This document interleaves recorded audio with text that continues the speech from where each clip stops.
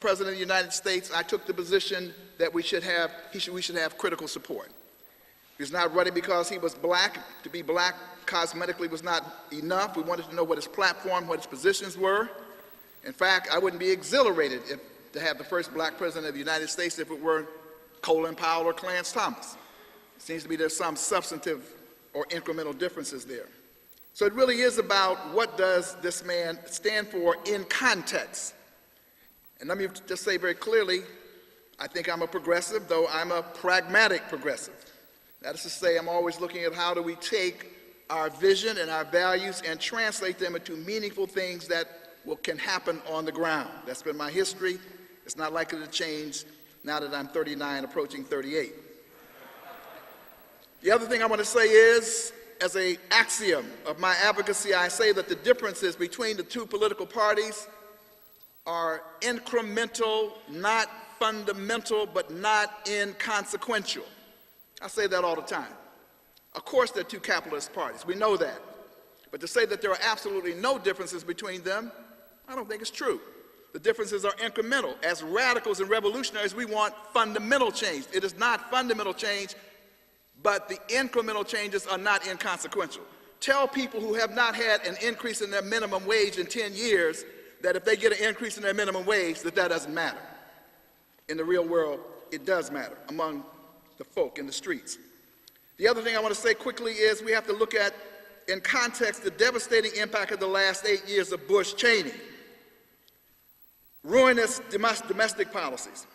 I mean, reckless irresponsibility at a level that we have not seen perhaps in the history of this country, certainly since the Great Depression, Elkins Hill, Teapot Dome, and so forth. Bellicose foreign policy, which in fact has made all of us, including people of African descent, less safe inside of this capitalist political economy. The seizure of the federal judiciary, which sometimes we overlook. It does matter who sits on the Supreme Court of the United States. With Bush and Cheney, we were on the verge of another Plessy versus Ferguson moment in terms of sanctioning the radical, extreme agenda that they have been promoting. And we all know about the New American Century and the design that they had. They wanted to sanction it by putting extreme judges on the Supreme Court of the United States. That needed to be blocked. And in fact, from my point of view, almost any Democrat that I saw in the field would have been better for black people given that context. And by the way, I operate also from the assumption really that I'm not really counting at the end of the day on Barack Obama, Biden, or any of them ultimately to be our liberators. It's only a measure of an instrument by which we can move our struggle forward. In that context, again, it seems to me that it was important to support Barack Obama. The last point is low expectations in black America, particularly black youth. So my conclusions are very simple. That symbols do matter. And as a psychocultural proposition, to have a black family that is reasonably on center left in the White House matters to millions of black people in this country and throughout the world.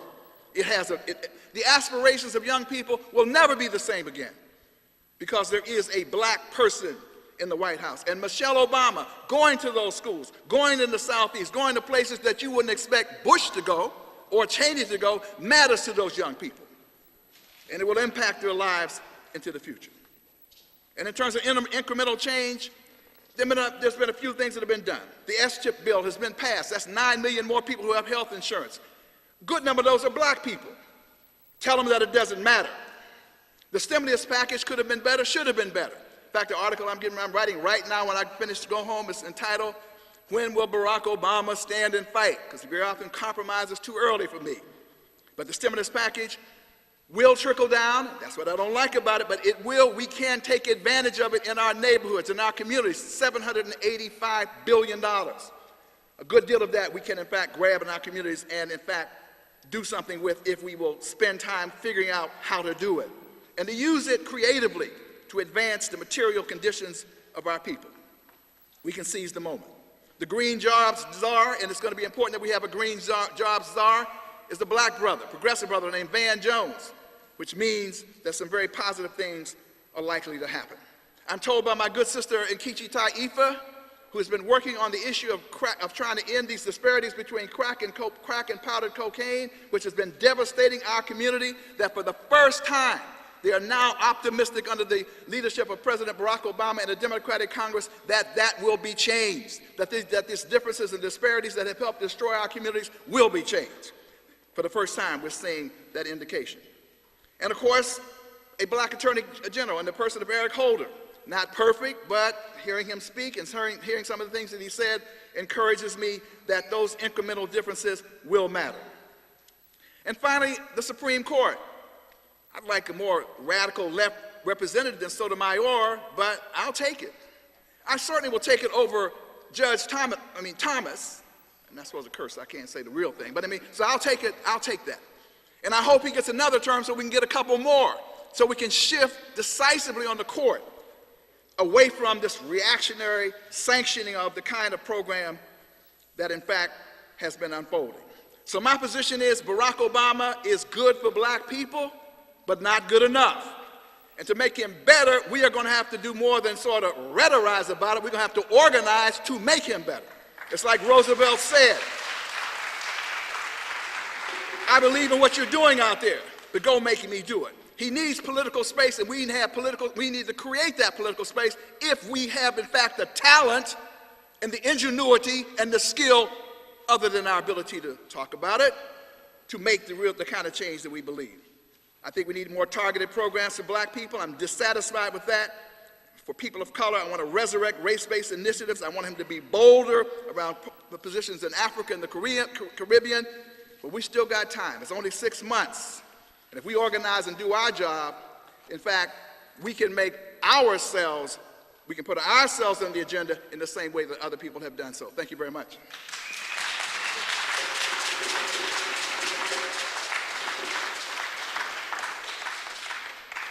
Okay, Brother Ron also has to get some credit because he finished in 7 minutes also. I want you to take back the applause we gave to Sister Gloria Brown Marshall, because she asked me over there, can she have her minute back when she does her 2-minute rebuttal? So we're going to take our applause back from her. But our next speaker is the editor of the publisher of the Black Agenda Report, and possibly one of Barack Obama's harshest critics. Please welcome him to the mic, Brother Glenn Ford.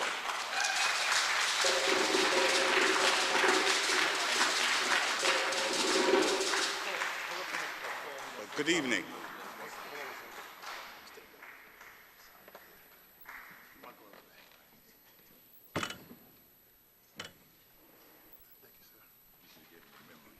Me and Ahmadinejad, about the same size, I think.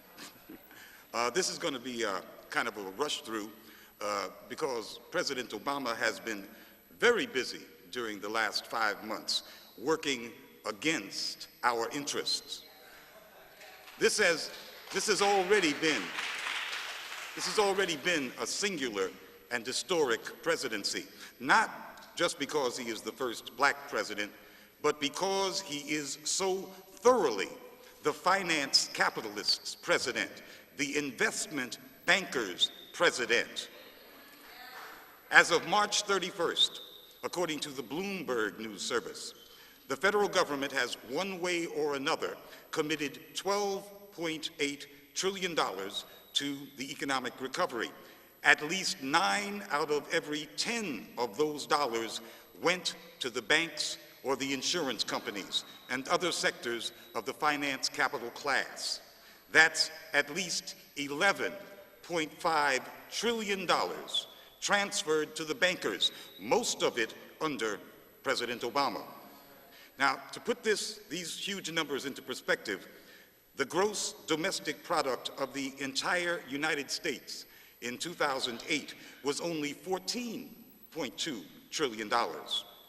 Obama, with George Bush as a junior partner in this enterprise, has in his brief time in office transferred something approaching the entire economic activity of the United States for a solid year to the bankers. Nothing remotely like that has ever occurred in the history of the modern world.